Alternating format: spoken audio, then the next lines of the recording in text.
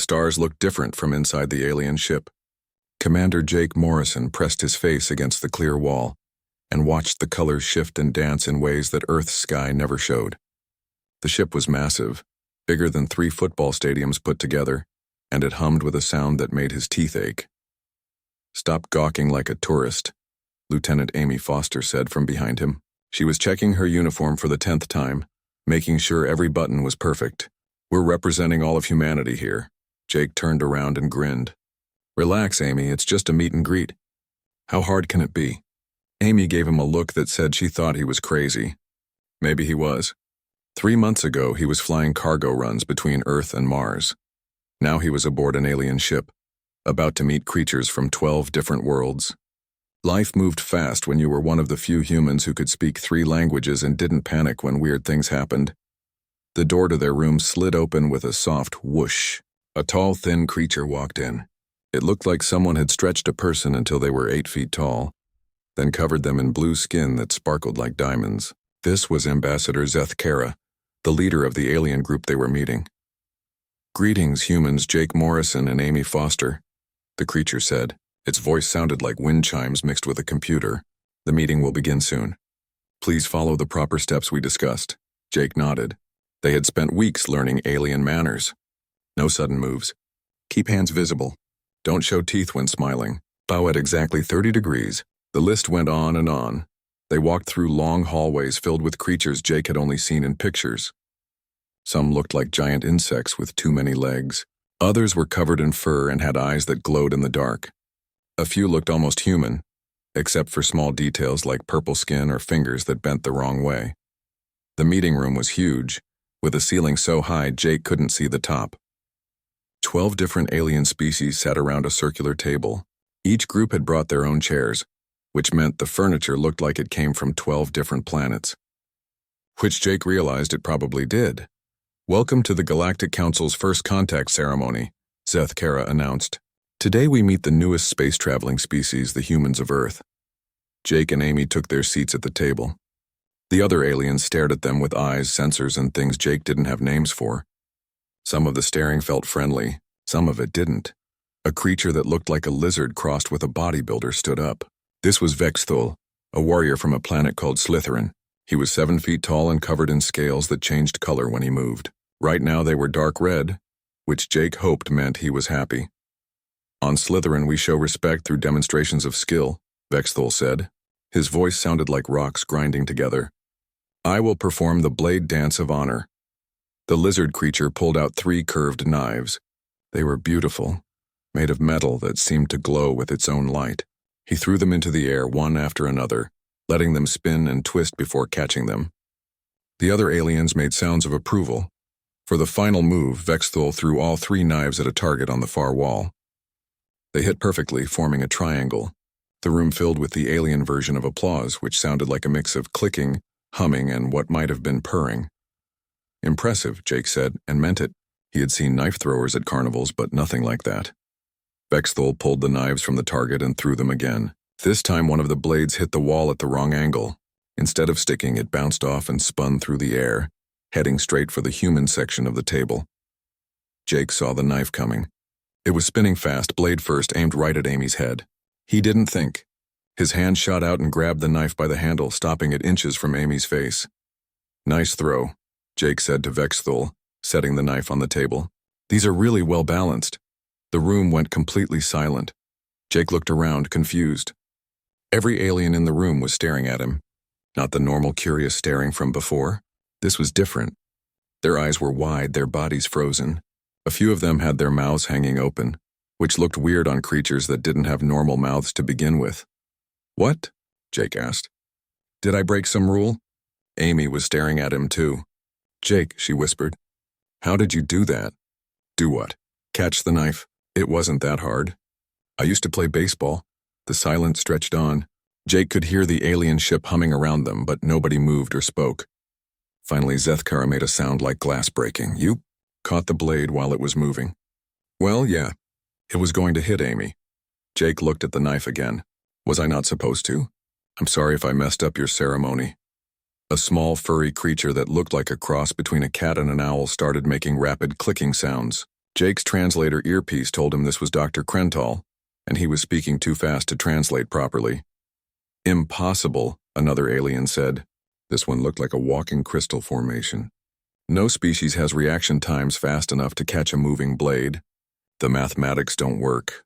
I don't know about mathematics, Jake said. I just saw it coming and grabbed it. Like catching a fly ball, you know? More silence. Jake was starting to feel uncomfortable. Amy looked pale, which was never a good sign. Vexthul approached the table slowly like he was walking toward a dangerous animal. Human Jake Morrison, he said carefully. Would you be willing to demonstrate this ability again? Sure, I guess. But let's use something less sharp this time. Vexthul picked up a small round object from the table. It looked like a metal ball. He tossed it gently toward Jake, who caught it easily. The aliens made more shocked sounds. Throw it faster, Jake suggested. This time, Vexthul put some force behind the throw. Jake caught it again, this time with his left hand while he was looking at Amy. An alarm started going off somewhere in the ship. Red lights began flashing on the walls. The aliens began talking rapidly in their own languages, and Jake's translator couldn't keep up. I think, Amy said quietly, we might have a problem. Jake looked around the room at 12 different species of aliens, all staring at him like he had just grown a second head. Yeah, he agreed. I'm getting that feeling too. The first contact ceremony was officially over. What came next nobody could have predicted. The video had been watched 17 million times in 6 hours. Dr. Krental sat in his laboratory on the planet Altair 7, replaying the footage for the 100th time.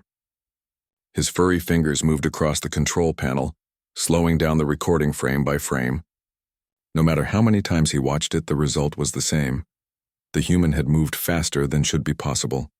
Computer, analyze the human's reaction time from blade release to catch completion, he said. Analysis complete. Reaction time 0.18 seconds. This exceeds known biological limits for all cataloged species by a factor of 3.2. Krental's tail twitched with nervousness. In his 40 years of studying alien biology, he had never seen anything like this. The human hadn't even looked stressed. He had caught a spinning blade like it was a piece of fruit. Across the galaxy, similar conversations were happening on dozens of worlds. On the war planet Draconis, General Skarthek watched the video with his military advisors.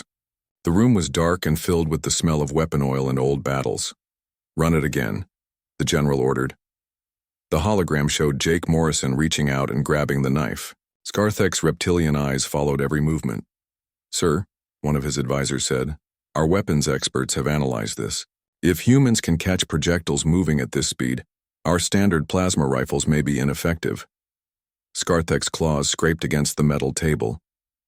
Are you telling me that our entire military doctrine is useless against these humans? Not useless, sir, but we would need to reconsider our approach.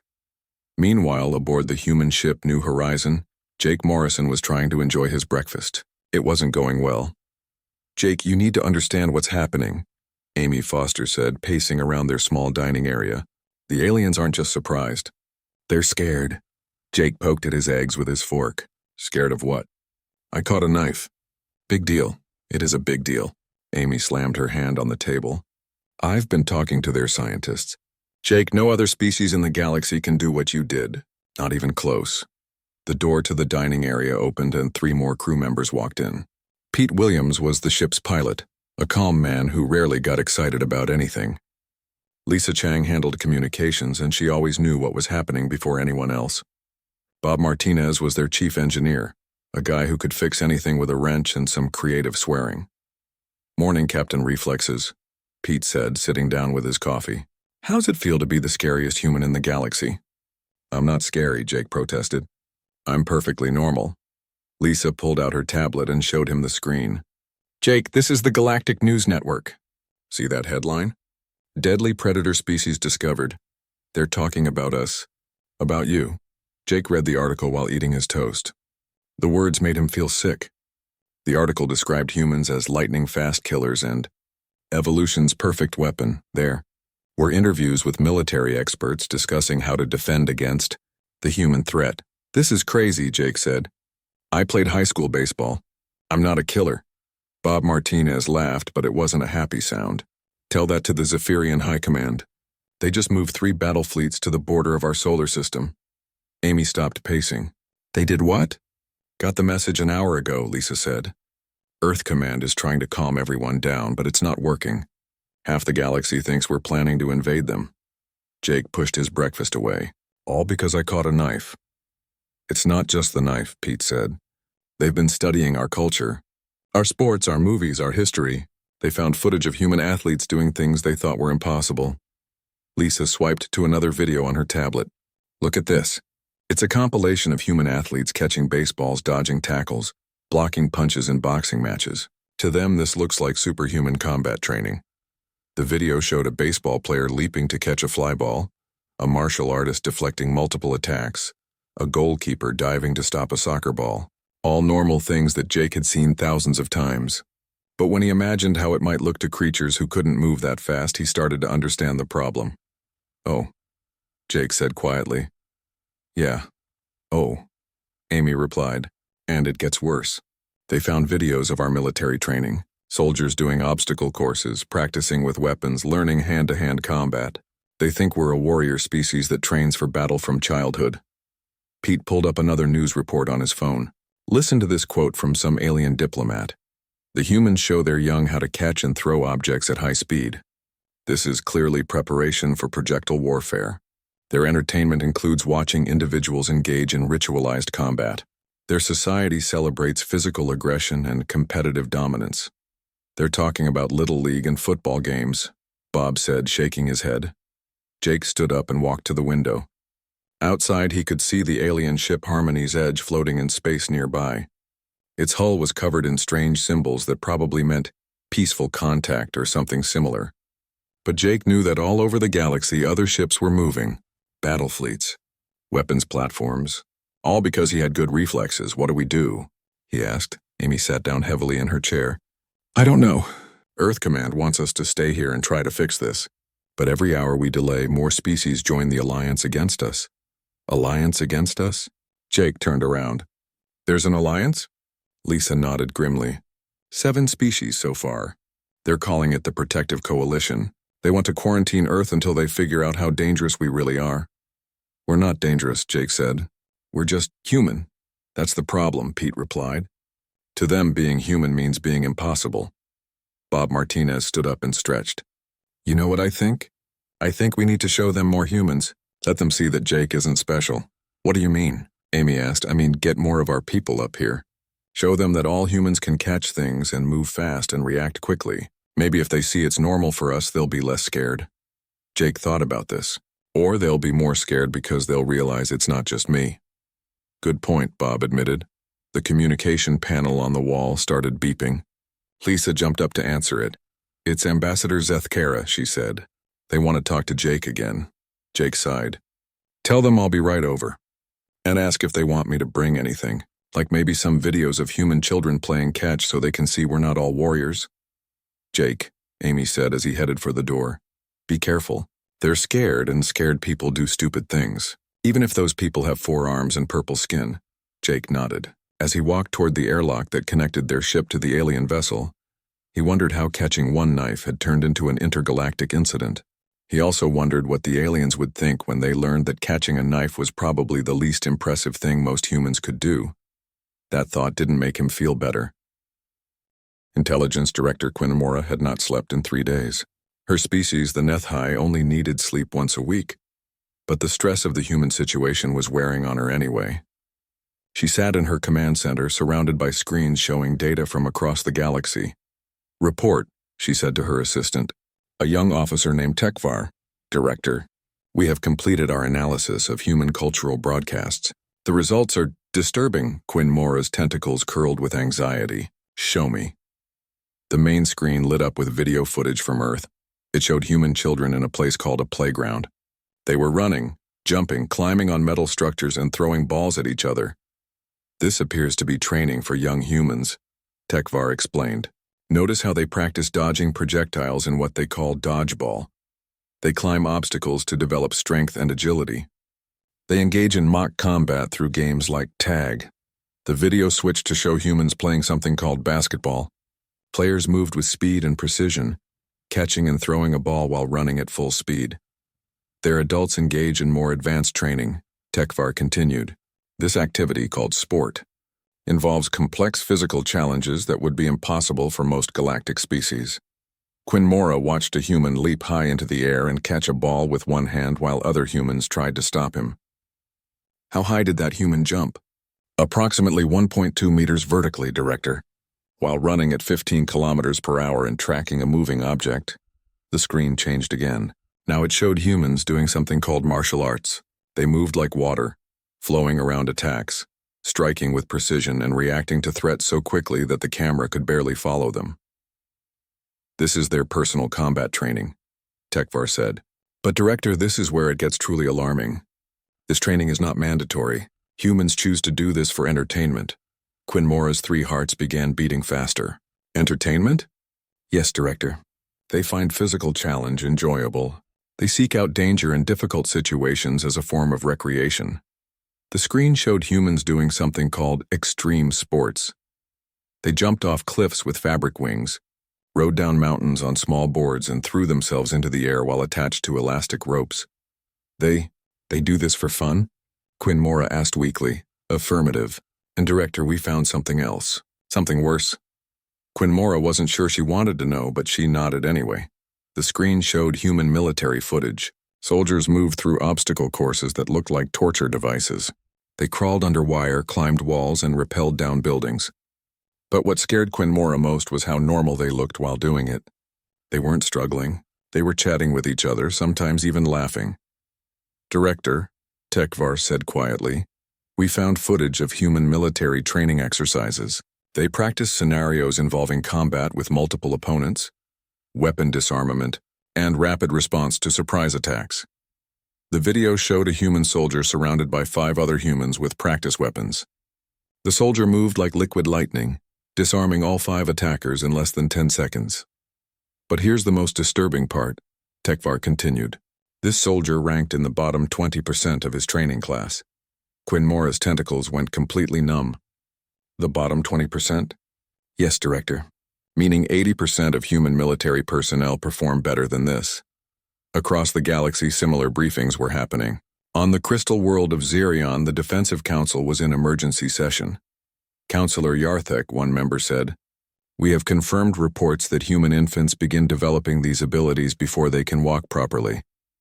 Counselor Yarthek's crystalline body flickered with stress patterns. Explain.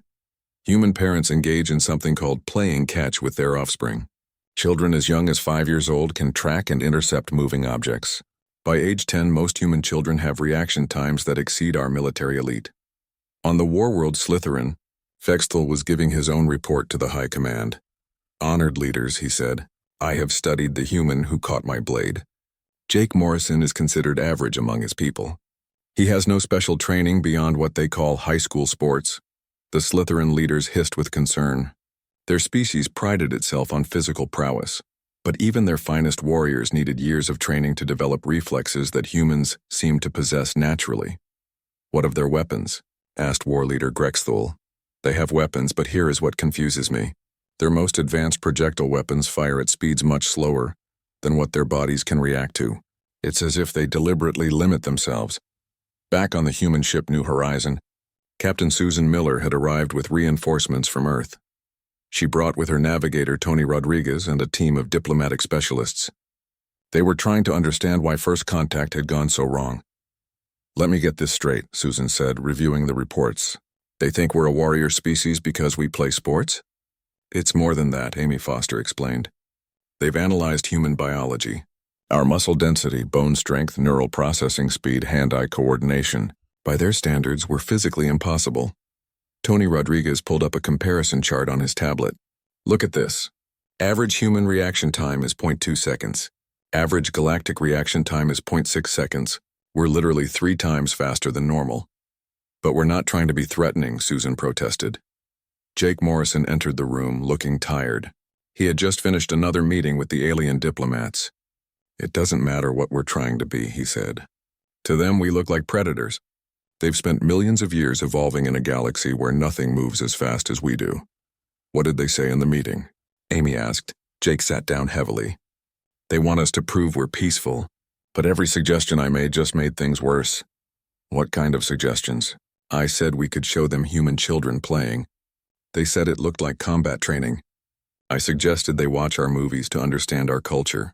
They watched an action film and decided we're a species that celebrates violence. I showed them video of doctors saving lives and they wanted to know why we're so good at repairing battle damage. Susan rubbed her forehead. There has to be something we can do. Actually, Tony said slowly, there might be. I've been thinking about this wrong. We keep trying to show them we're peaceful. But what if we show them why we're fast? What do you mean? Jake asked. I mean, what if we explain evolution? Show them Earth. Show them what made us this way. Amy sat up straighter. You mean show them that we didn't choose to be fast? We had to be fast to survive. Exactly. Maybe if they understand that our reflexes came from necessity, not aggression, they'll be less afraid. Jake considered this. It's worth a try. But Tony, you should know something. It's not just me anymore. They've been watching all of us. Every human on this ship has done something that scared them. Like what? Remember when you steadied that falling equipment yesterday? The thing that weighed 50 pounds? You caught it with one hand while you were looking the other way. They recorded it. They think you have superhuman strength and awareness. Tony's face went pale. I was just being helpful. I know. But to them, it looked like casual superhuman ability. Susan stood up. All right, here's what we're going to do. We're going to request a formal meeting with the Galactic Council, all of them, and we're going to explain exactly how humans evolved and why we are the way we are. And if they don't believe us, Amy asked, then we hope they're reasonable enough to give us a chance to prove it.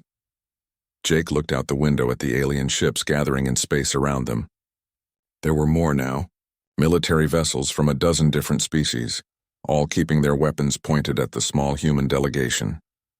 We better hope they're feeling reasonable, he said, because if this goes wrong, it's not just first contact that fails. It's the future of humanity in the galaxy. Admiral Chen Wei had seen many battles in his 30 years of military service, but he had never seen anything like this. His ship, the Liberty's Dawn, dropped out of hyperspace to find 47 alien warships surrounding the small human diplomatic vessel. Sir, his communications officer reported, we're being hailed by the Galactic Council. They're demanding we surrender all human personnel for medical examination and genetic modification. Chen Wei looked at the tactical display. His ship was powerful, but not powerful enough to fight nearly 50 alien vessels. More importantly, he didn't want to fight. Earth had sent him here to prevent a war, not start one. Get me Commander Morrison on the New Horizon, he ordered. Jake Morrison's face appeared on the main screen. He looked older than he had in his file photos, worn down by days of impossible negotiations. Admiral, Jake said, I'm glad you're here, but I'm not sure it's going to help. They're not listening to reason. What exactly are they demanding? Genetic modification to slow down our reaction times. Surgical implants to limit our strength and coordination. Basically, they want to turn us into something that can't threaten them. Chen Wei felt his jaw clench. And if we refuse? Quarantine? They'll blockade our solar system and prevent humanity from ever leaving Earth again. Behind Chen Wei, Marine Sergeant Danny Thompson and Corporal Kate Johnson exchanged glances. They had been briefed on the situation, but hearing it directly still made them angry. Sir, Danny said quietly. Permission to speak freely? Granted, this is insane. They want to mutilate us because we can catch a ball? Kate nodded in agreement. It's like punishing someone for being tall. Chen Wei understood their frustration, but he also understood the aliens' fear. He had reviewed the cultural analysis reports. To creatures that had evolved in a peaceful galaxy, humans must look like monsters. Admiral, Jake continued, there's something else. They've given us an ultimatum. We have 6 hours to decide, accept modification or face the consequences. What consequences? Jake's image flickered as the transmission was interrupted. When it cleared, his face was grim. Sir, long-range sensors are detecting more ships arriving. The count is now up to 73 vessels from 15 different species. Chen Wei closed his eyes. This was exactly what Earth Command had feared. Fear was spreading across the galaxy faster than wildfire, and humanity was the fuel. Jake, I'm coming aboard your ship. We need to talk. An hour later, Chen Wei stood in the New Horizons conference room with the entire human delegation. The room was crowded with Jake Morrison, Amy Foster, Susan Miller, Tony Rodriguez, Pete Williams, Lisa Chang, and Bob Martinez. Everyone looked tired and stressed. "All right," Chenwei said. "Let's review our options. We can accept their demands and allow them to surgically alter our species. We can refuse and face military action. Or we can try to find a third option." "What kind of third option?" Amy asked. "We prove to them that we're not the threat they think we are." Bob Martinez laughed bitterly. "How do we do that?" "Every time we try to show them we're peaceful, they get more scared." "Actually," Tony Rodriguez said slowly, "I think I have an idea. But it's risky." Everyone turned to look at him. "What if we show them exactly how dangerous we could be if we wanted to be?" The room went quiet. "Explain," Chenwei said. "Think about it. They're afraid because they don't understand our limits. They see Jake catch a knife and imagine we're all superhuman killing machines. But what if we show them the truth? Show them that catching a knife is nothing compared to what trained humans can actually do." "That sounds like a terrible idea," Amy said. "You want to make them more scared?" "No, I want to show them the difference between ability and intent. Jake caught that knife to protect you, not to show off, but they don't understand that context." Jake was nodding slowly. "You mean show them that we could be dangerous if we wanted to, but we choose not to be?" "Exactly. Right now they think we're hiding our true nature. What if we show them our true nature is choosing to be peaceful despite our capabilities?" Chenwei considered this. It was risky, but every option was risky now. "What did you have in mind?" Tony pulled out his tablet and showed them a video file. "I've been working with Lisa to put together a presentation. It starts with Earth's history, shows why we evolved the way we did, and then demonstrates both our capabilities and our restraint." The video began with images of Earth as it was millions of years ago. Massive predators, natural disasters, ice ages, and volcanic eruptions. "We show them that Earth was a death world," Tony explained. "Everything was trying to kill everything else. Fast reflexes weren't optional. They were necessary for survival." The video continued with footage of early humans hunting, fighting, and struggling to survive in a hostile environment. Then we show them how we developed civilization, despite our physical capabilities, how we created art, music, philosophy, and science, how we learned to cooperate instead of just compete.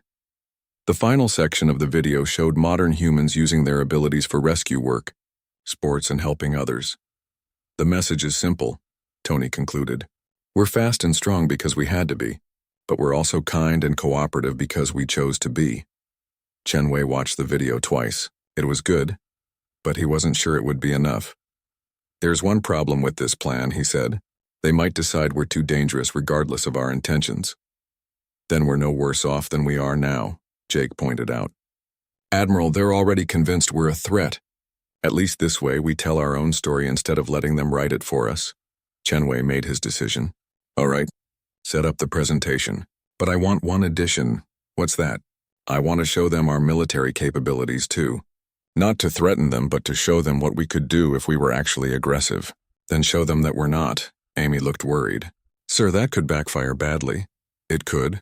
But right now, they're imagining the worst possible version of humanity. Maybe if we show them the real worst-case scenario, they'll realize we're nothing like it." Jake stood up. "I'll contact Ambassador Zethkara and request an emergency session of the Galactic Council." "Jake," Chenwei said, "are you ready for this? If it goes wrong, you'll be the human who started the first interstellar war." Jake looked out the window at the growing fleet of alien warships. "Admiral, I'm the human who caught a knife and accidentally terrified half the galaxy. I figure things can't get much worse." As Jake left to make the call, Chenwei wondered if he was making the right choice. In a few hours, humanity would either find its place in galactic civilization or find itself fighting for its very survival. Either way, there would be no going back. The Great Assembly Hall aboard the Galactic Council's flagship had never hosted such a tense gathering. Representatives from 23 different species sat in their designated areas, while their military fleets waited in space outside. At the center of it all, Jake Morrison stood alone at the speaker's podium. He looked out at the sea of alien faces, eyes, sensors, and other sensory organs all focused on him. Some looked curious. Most looked afraid. A few looked angry. "Honored members of the Galactic Council," Jake began, his voice steady despite the pressure. I stand before you as a representative of humanity. 3 days ago I caught a knife. Today, that simple action has brought us to the edge of interstellar war. Ambassador Zethkara spoke from the Council's central platform. Human Jake Morrison, your species has demonstrated capabilities that threaten the stability of galactic civilization. We have given you the opportunity to address these concerns. Jake nodded. Before I begin, I want to make something clear. Everything you're about to see is true. We're not hiding anything. We're not pretending to be less than we are. You're going to see exactly what humans are capable of, and exactly why we are the way we are. The lights dimmed, and the hall's massive display screens came to life. They showed Earth as it appeared from space, a blue and white marble hanging in the darkness. This is our world, Jake said. It's beautiful, but beauty can be deceiving. Let me show you what Earth was really like when my species was evolving. The screens changed to show prehistoric Earth. Massive dinosaurs hunted smaller creatures. Volcanoes erupted, covering the sky in ash. Ice-covered continents forcing life to adapt or die. For millions of years, Earth was what you might call a death world. Almost everything was trying to kill everything else. Predators with teeth like swords, natural disasters that could wipe out entire species, climate changes that happened too fast for slow evolution to keep up. The images showed early mammals hiding from predators, running from volcanic eruptions, struggling to find food during ice ages. My ancestors didn't choose to be fast. They had to be fast or they died. They didn't choose to have quick reflexes. Slow reflexes meant becoming someone else's dinner. Dr. Krental spoke up from the scientific section. This explains the evolutionary pressure, but not the extreme nature of human capabilities. Jake smiled. Dr. Krental, you're right. Most worlds have predators. Most worlds have natural disasters. But Earth had something special. Earth had humans. The screens now showed early humans, working together to hunt animals much larger than themselves, using tools, communicating with complex language. We didn't just survive Earth's dangers. We learned to cooperate with each other to overcome them, and that cooperation made us even more dangerous to other species. The presentation continued, showing human development through the ages, agriculture, cities, art, science, philosophy. But here's what you need to understand, Jake said. We didn't stop being dangerous when we became civilized. We became more dangerous. We learned to make weapons, to organize armies, to wage war on a scale that could destroy entire continents. The screens showed human warfare throughout history. Medieval battles, World War battles, modern military technology. A wave of fear rippled through the alien assembly. Several representatives began making urgent notes. I can see you're scared, Jake said. Good, you should be, because I haven't shown you the worst part yet. The screens changed again, showing modern human military training, special forces soldiers moving like shadows, snipers hitting targets from impossible distances, pilots flying aircraft at speeds that should kill any biological being. These are our warriors, Jake said. They can run for hours without stopping. They can hit targets in complete darkness. They can survive in environments that would kill most species in minutes. War leader Grexthul of the Slytherin stood up.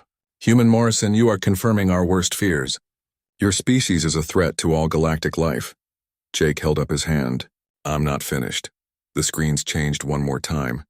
Now they showed human doctors saving lives, teachers helping children, scientists working to cure diseases, and rescue workers risking their lives to save strangers. Here's what makes humans truly dangerous, Jake said. We can choose not to be dangerous. The assembly fell silent. Every human you've seen in these military videos could kill dozens of your people without breaking a sweat. But they don't. Every day, billions of humans choose not to use their capabilities to harm others. The screens showed more examples. Humans helping animals, protecting the environment, creating art and music, exploring space not to conquer but to learn.